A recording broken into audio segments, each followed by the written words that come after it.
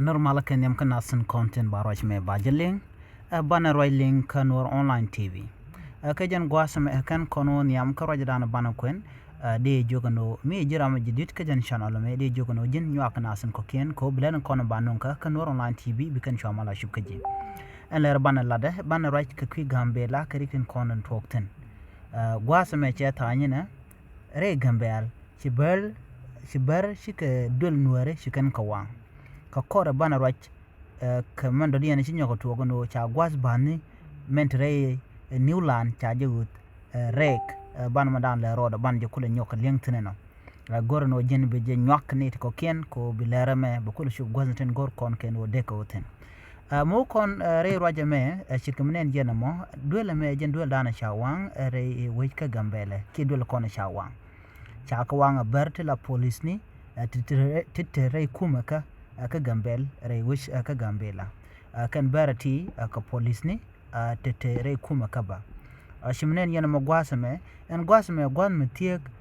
ke hospital ke o menanga mente re we ka gambela ngai kon gwasi dane sha ngwana kon cha ka bartina bar gwati hospital kan gulati tie kan ka jan gwasamo kan iten kon lat kare ga me ke ngwana bar tilla police ni kini te kon la police ni bar jan dan gor no bien lingana mene chala do shibar ki anyak terrorist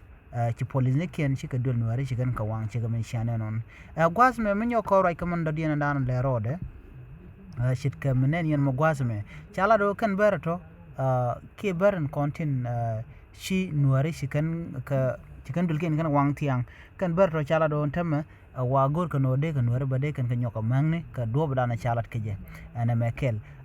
ne itne ni mo gwasme ke de indi chajak chala do chaga jako modu julu kana tan ko de ran en ram chanen kama naria gwadan na kutin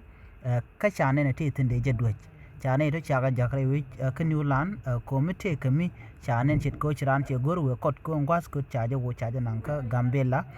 mazuria ki gambela ronabat ajen gwadan chamanara chanan tan ala manare wala la gwana kutin wala jen gwadan chawutin chaho ladno ram wajigan gwasmo gwadan chalu ko kumen go ebna kotin chala do rammo baje doje de ni ko chit kume gambel che gor ne mem beje longai ke jeno en kume gambel mala de beje mat na me je le dande ko lingi jen gwas me mi jiram jidit gor no jin be nyana ko ken biate ko mal babay